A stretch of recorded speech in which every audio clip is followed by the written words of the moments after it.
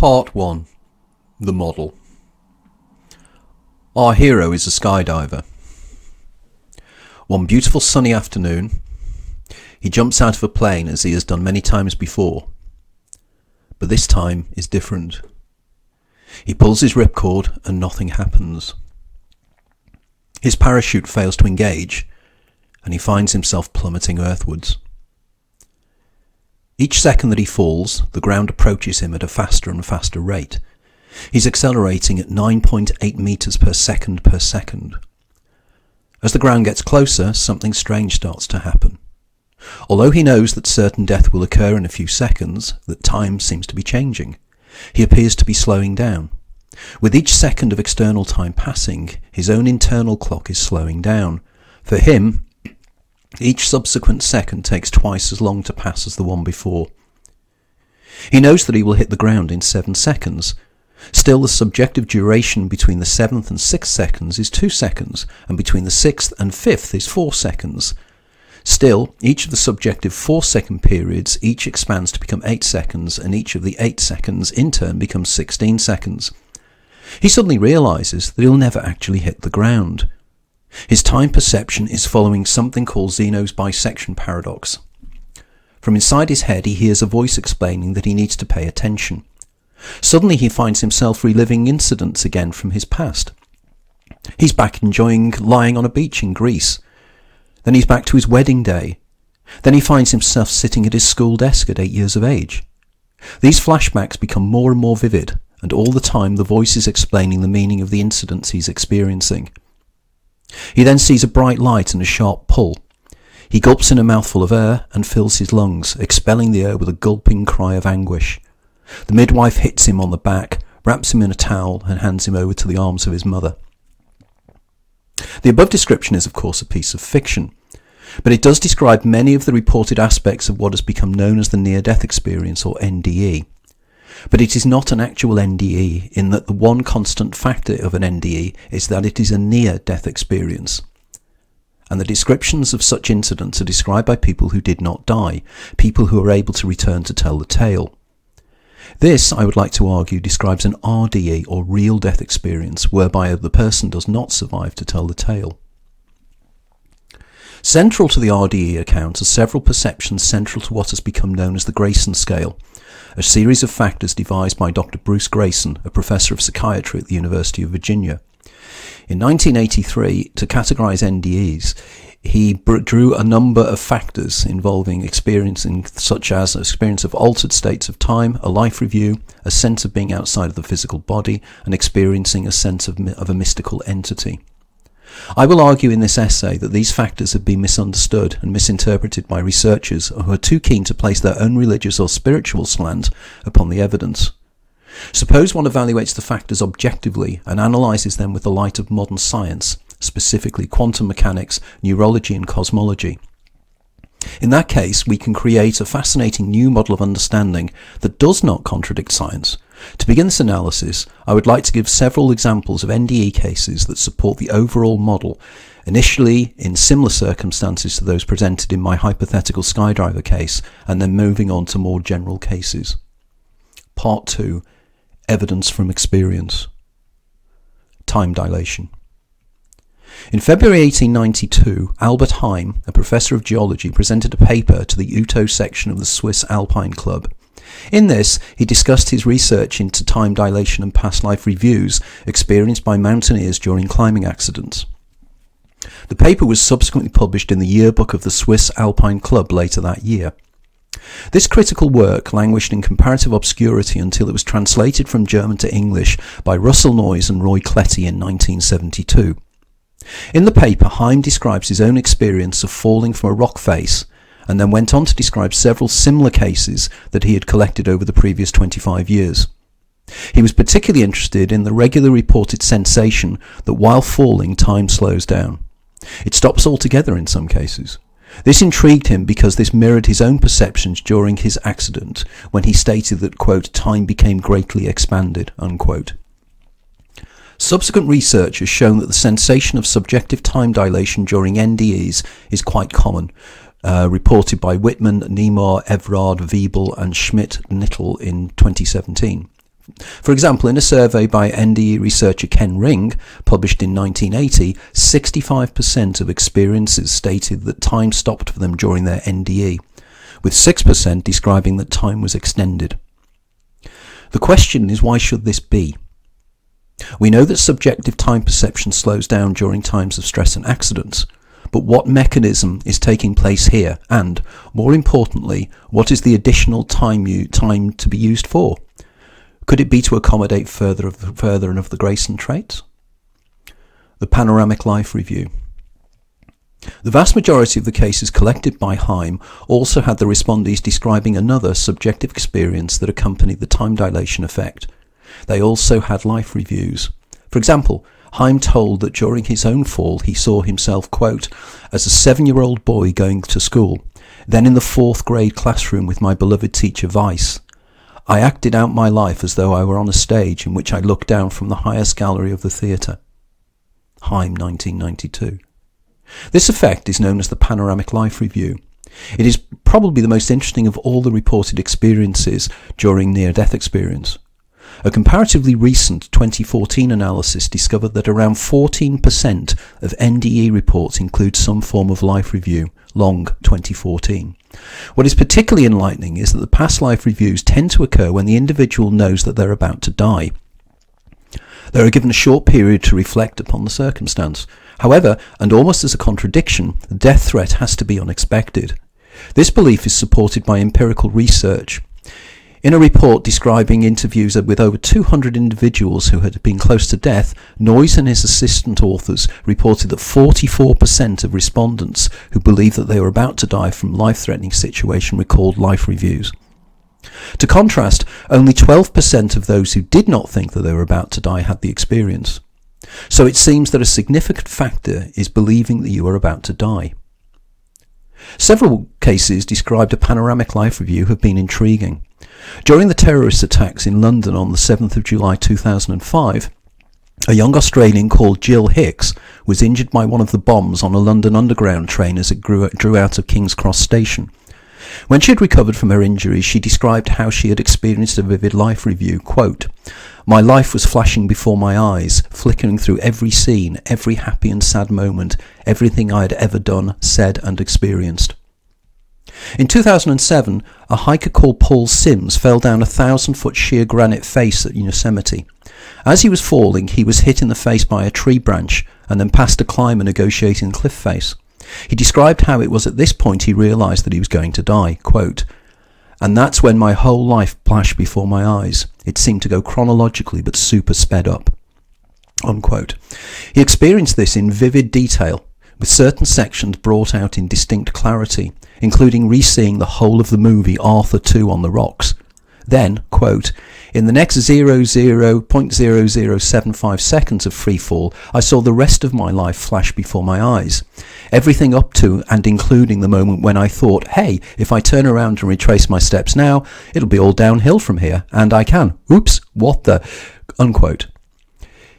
He had reviewed the whole of his life right up to the point where he slipped off the ledge and then experienced the fall again, up until the actual microsecond he was experiencing at that moment.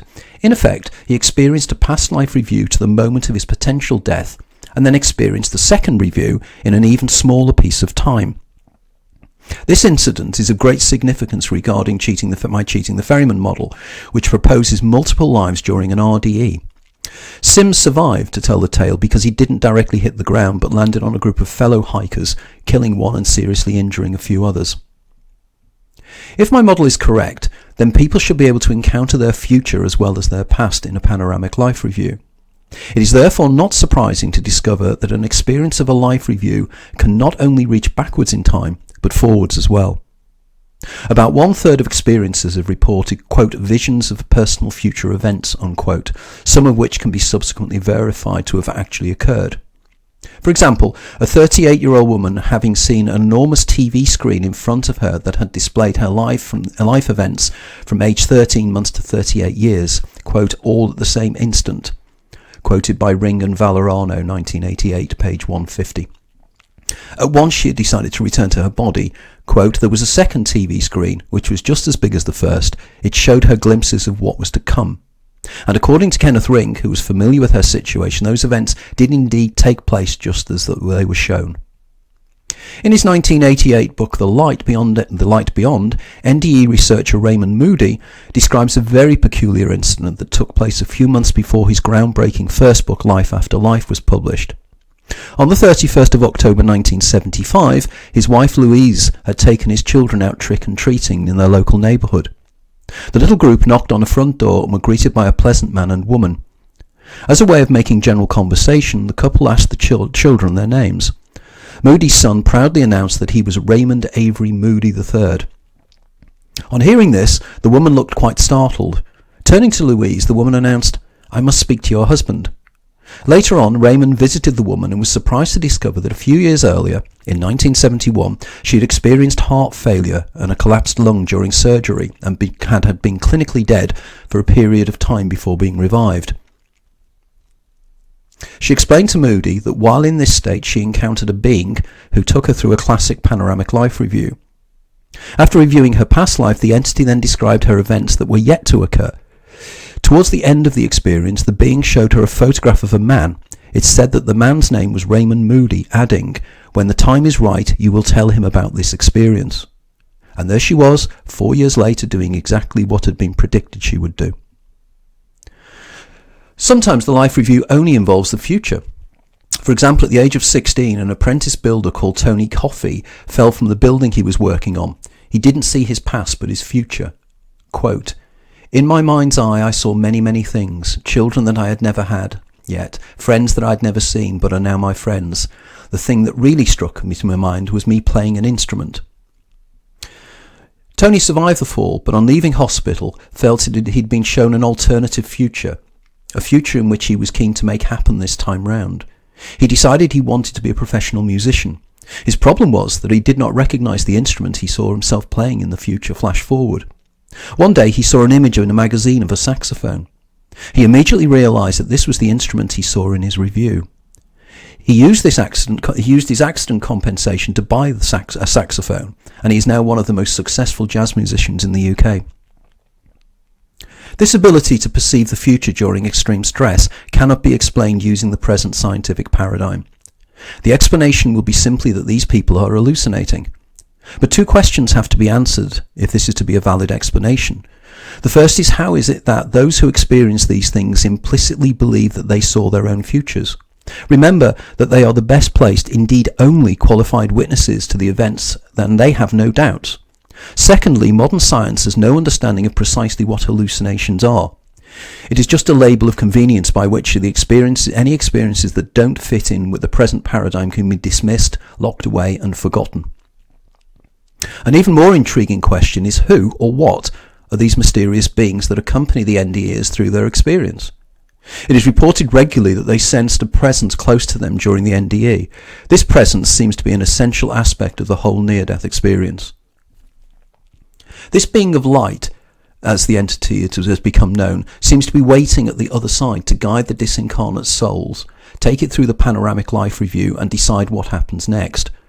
There have been countless reported cases over the years, so many that it is clear that this is a standard element of the NDE experience. For example, a case that was described to British near-death researchers Peter and Elizabeth Fenwick. The individual in question was involved in a motorcycle accident when he was 17. After the accident, he experienced a classic out-of-the-body sensation and became aware of a person in white clothing. He found himself standing in front of two doors, and he knew that he had to decide which one to go through. It is fairly reasonable to suppose that this was a mental fabrication of his own, but the reason for having to make the choice is obvious. He made his decision and found himself back in his injured body, lying in the road. However, from then on, he regularly experienced overpowering feelings of deja vu, which in turn gave him an uncanny ability to anticipate future events in his life. He believed that these precognitions had been facilitated by something else he experienced during this NDE. He explained this to the Fenwicks that he saw a speeded-up video of his future life. The Fenwicks argue that this is of great significance in understanding the true nature of the phenomenon. They write, "People who are given these glimpses of the future often find they subsequently experience various psychic phenomena, such as feelings of deja vu, almost as though they have been shown a speeded-up video of their future life, and later recognise and remember odd frames from it." Fenwick and Fenwick, 1995. Who or what is the being of light, and how does it know so well the life of the NDE? To some researchers, this entity represents a projection of the subconscious of the dying person. For instance, Gabbard and Tremolo, 1984, and Sedolay, 1987. This is evidenced by the seemingly culturally biased nature of its manifestation. To believers in the afterlife, this is what it seems to be, a relative, an angel, or even God himself. However, this entity is the single most intriguing element of the phenomenon, because it may be proof of another long-held belief that all human beings consist of not one, but two mutually independent consciousnesses. This idea is culturally and historically almost universal. The ancient Chinese call these two independent consciousnesses the Hun and the Po. For the ancient Egyptians, they were the Ka and the Ba, and for the ancient Greeks, they were known as the Daemon and the Eidolon. In each case, the two entities shared the senses and perceptions of the external world, but interpreted those perceptions with regard to their history, knowledge and personality. For the Greeks, the relationship was a unequal one. The higher self, the daemon, acted as if a form of guardian angel over its lower self, the eidolon. The Stoic philosopher Epictetus wrote, "God has placed at every man's side a guardian, the daemon of each man who is charged to watch over him, a daemon that cannot sleep, nor be deceived. To what greater and more watchful guardian could he have entrusted to each of us? So when you have shut the doors and made darkness in the house, remember never to say that you are alone, for you are not alone, but God is there, and your daemon is there." The belief was that the daemon had foreknowledge of future circumstances and events, and could warn its eidolon of the dangers. It was as if in some way the daemon had already lived the life of its eidolon. We shall return to this later, but for now we need to explore in greater detail those elements of future memory that are described as being very similar to déjà vu sensations. It is evidence from the reports that there is an experience remembered by NDEs and encountered previously in their lives. Could it be that the future memories experienced during an NDE are similar to, if not identical to, déjà vu? Déjà vu is not only the most common anomalous psychological perception, 70% of people will experience the sensation at least once in their lives, but also the experts have no real idea what causes it. Various suggestions have been made, but none have been shown to be correct. For example, for many years a proposal made by the psychiatrist Paul Efron was considered to have nailed the mystery. Efron suggested that one part of the brain processes information before the other. In this way, we have the feeling of experiencing an event twice. This occurs because each hemisphere of the brain receives signals from the right and left visual fields of each eye. As such, the non-dominant hemisphere processes the incoming images a split second before the dominant hemisphere. So, in effect, the consciousness receives the signal twice, with a very short time delay. As one signal is immediately but not entirely overwritten by another, we feel as if we have experienced the images twice. It has recently been shown that congenitally blind individuals experience oral déjà vu sensations. As the brain processes sound in a totally different way to sight, the Efron thesis cannot explain this form of déjà vu. Of course, another aspect of the déjà experience is precognition, and this is far beyond the explanatory powers of Efron, so he ignores it. Professor Vernon Neppe, recognised as being one of the world's leading experts on the déjà experience, defined déjà vu as any subjectively inappropriate impression of familiarity, the present experience with an undefined past. In this regard, the undefined past could be part of this life or a past life. However, this past life for me did not imply reincarnation for one simple reason. For déjà vu sensation to be effective, it has to be a memory of an exact circumstance, not similar circumstance. For example, if my subjectively inappropriate impression consisted of me remembering being in this place in Victorian times, the two images would be quite different. The location may be the same, but my clothing, companions and decor would be totally different. It would feel more like a time slip than a doubling of consciousness. For a déjà vu to be a déjà vu, the two impressions have to be identical, in all ways. My memory of the event is identical to my experiencing of the event. I am literally reliving an event from my own past, but a past that is for me, for the moment, in the future. Over the years, I have collected several seemingly precognitive experiences facilitated by déjà vu. After the publication of my first book, I received a number of messages from across the world. One was from a young research scientist who lived locally to me. He explained that he had an inoperable tumour on his pineal gland. This stimulates in him powerful deja vu sensations in which, as he told me when we met, he knows exactly what is going to happen for the next 20 or 30 seconds. I asked him why he didn't tell people what they were about to say to him or actions they were about to take. He responded with a fascinating comment. He said, "If I did that, I would change the future." By this, he meant that his very action would change what somebody would say to him. By announcing foreknowledge makes a new future come into being to accommodate that announcement. A few years later, I was presented with a novel process of getting over this problem of changing the future. For several years, I had a regular slot on my local BBC radio station, BBC Radio Merseyside.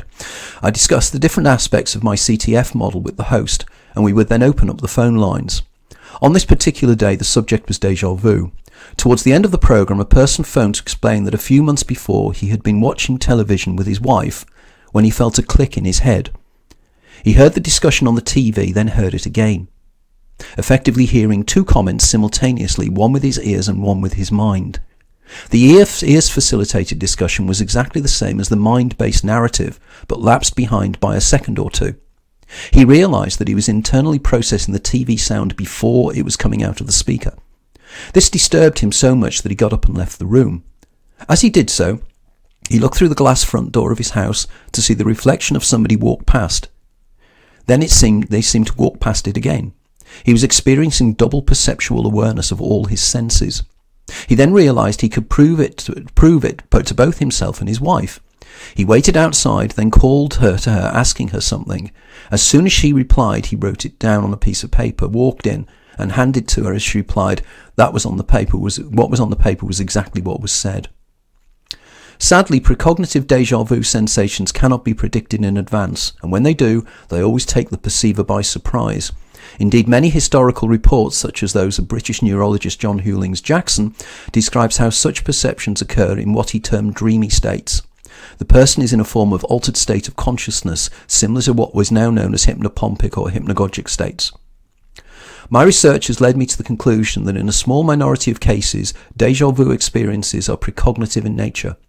This suggests that either the future already exists and can be perceived from a location in the present moment, or that precognitions are a form of memory in which recognition of the current circumstances evoke past life perceptions. But precognition is not just associated with the deja experience. It has been reported for as long as human records have been kept. It has also been carefully ignored by mainstream science. It is to this element of our inquiry that we now turn our attention.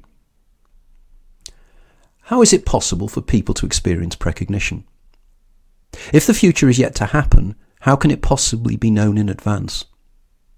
According to classical physics, the future does not exist. Indeed, it cannot exist because it needs a present moment to seed its potential. And yet throughout history, precognitions have been reported. Of course, these could all be explained by a simple application of confirmation bias. We ignore all the predictions that do not come to pass, in which case, if enough predictions are made, then by something known as the law of large numbers, it is statistically certain that one of the predictions will come to pass at some time in the future. All well and good, but if just one person predicted something quite specific with 100% accuracy just once, then precognition can be proven and must therefore be explained. I have collected a number of these cases over the years and will be discussing them in detail in my forthcoming book. Due to space restrictions, I can only give a couple of examples here, but for me, both cases experienced by people I know are both powerful and irrefutable. The first involves an out-of-body experience, OBE trainer Graham Nichols. On April 25th, 1999, he was presenting a discussion group when he suddenly found himself entering a spontaneous OBE state. The initial location of his OBE environment was a jungle area, but this soon changed into a modern city centre, a city centre he immediately recognised. He was in the centre of his home city, London, in the area known as Soho. He was standing on the corner of Moore Street and Old Compton Street. He felt as if he was looking down a tunnel onto the streets. Then something even more extraordinary happened. As Graham describes it, suddenly there was an explosion. I saw people running. I watched one man in particular as he ran towards the site of the explosion on the opposite side of the road, and maybe just over 100 metres from where I was standing. The explosion and the emotional impact of the event suggested to me that this was a future event. I'm not really sure why I knew that. It was like I was picking up from something from my unconscious mind. I felt the experience was far too strong to be a meaningless hallucination. In fact, it was probably the strongest experience I'd ever had. If a future event could be witnessed in this way, then this was it. He then slowly recovered his consciousness, and after a few moments he sat the group in a circle and recounted to them in detail what he had seen. 5 days later, on April the 30th, 1999, Graham was supposed to be meeting friends for a meal in a restaurant in Old Compton Street. The vision he had seen had quite disturbed him, and he decided to cancel. That evening he switched on the news to discover that a nail bomb had exploded in a pub called the Admiral Duncan in Old Compton Street. The explosion killed 3 people and injured around 70, many of whom had life-changing injuries. Had Graham gone out that night, he would have at best have witnessed the horrific scenes of carnage that would have profoundly affected him, or worse, he could have been seriously injured. Something created the future memory, a memory that disturbed him so much that he decided not to visit Old Compton Street that evening. Every member of the group subsequently signed affidavits stating that Graham told them in detail that a terrorist attack was to occur soon in a specific location in London. This would involve a pub being destroyed by a bomb. The probability of such specific statements coming true with total accuracy within a few days of being announced is so unlikely that the law of large numbers simply cannot be applied. The only alternative explanation for this prediction is that Graham and his group are lying. The second incident involves a university lecturer friend of mine who regularly experienced precognitive dreams. They were so accurate that he kept records of them and discussed them with friends and associates. One such dream had him find himself in a hotel room. He knew it was France, possibly Paris. In the dream, he walked towards the window and found it was overlooking an airport runway. As he looked out, he saw a plane cross his field of vision. It was one of the supersonic airliners known as Concorde. He was horrified to see that flames were shooting from the plane's rear, and even greater horror overcame him when the plane crashed. He described to me how in the dream, he had sensed the distress of those on board. He felt their souls pass through him, and as they did so, he heard their thoughts. Of significance was that the voices were speaking in German, a language my friend spoke fluently. He then awoke. He was so disturbed he sent a fax message to British Airways, one of only 2 carriers that flew Concorde, warning them that a Concorde was going to crash with a significant loss of life. Not surprisingly, he received no response. At that time, the small Concorde fleet had a 100% safety record, with no crashes or incidents having taken place. A few months later, on July the 25th, 2000, an Air France Concorde Flight 4590, a charter from Charles de Gaulle Airport to John F. Kennedy Airport in New York, ran over debris on the runway during takeoff. This sent the heated debris into the fuel tank, causing it to rupture when the fuel was ignited by the sparks. It crashed into a local hotel, killing all 109 people on board and 4 on the ground. This is precisely what my associate saw in his dream. But what is extraordinary is that the flight had been chartered by a German cruise company, Dialman, and the passengers, mostly German, were on their way to join a cruise ship in New York. Yet again, can this be simply explained by the law of large numbers? Here is a specific plane is identified, a particular location and specific nationality of the passengers. This is far more than just I dreamed of a plane crashing. There are just two of scores of examples of precognitions I was sent from around the world after the publication of my book, The Labyrinth of Time. Ordinary people describing extraordinary events that cannot be explained in any other way other than those perceptions or memories of the future. But what part of us recognizes these memories? Is it possible that a subliminal consciousness exists parallel to the seemingly ignorant everyday personality? Or is this part of us from which the waters of the Lethe are ineffective? I believe that the human consciousness duality may explain this model. I call this model my Daemon Eidolon dyad.